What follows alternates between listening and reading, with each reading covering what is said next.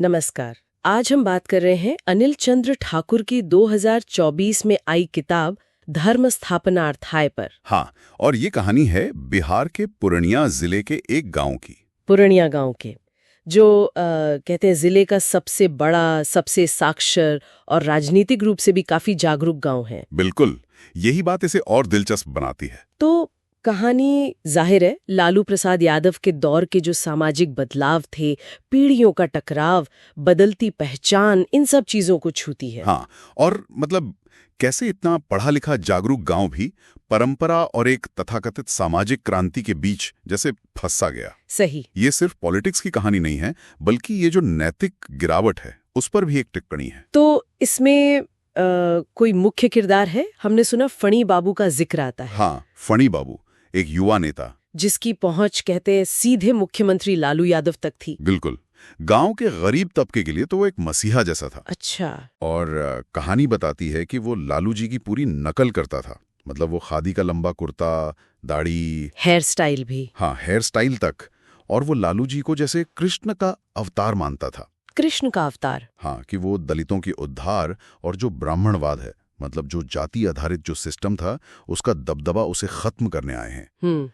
यहाँ तक कि ये भी जिक्र है कि पटना जाके लालू जी के पैर धोए और वो पानी चरणामृत, हाँ, उसे पिया। मतलब जबरदस्त भक्ति प्रदर्शन। बाप रे, ये तो मतलब कमाल का समर्पण है। तो क्या ये पात्र सिर्फ एक तरह की जो लोक लुभावनी राजनीति होती है उसका प्रतीक है तो, लेकिन कहानी इससे कहीं ज्यादा पेचीदा है।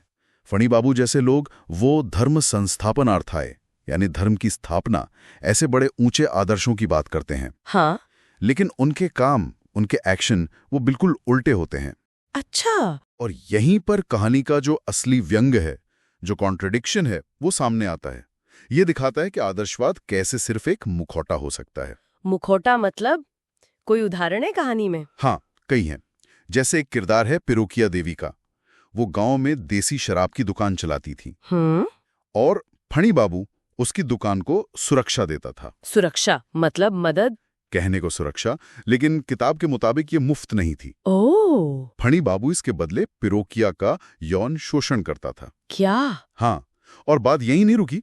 उसकी नजर पिरोकिया की जवान बेटी झुनिया पर थी। अच्छा। और उसे पाने के लिए वो जमीन का लालच भी देता है। ये तो बहुत ही गंभीर बात है। फिर क्या हुआ?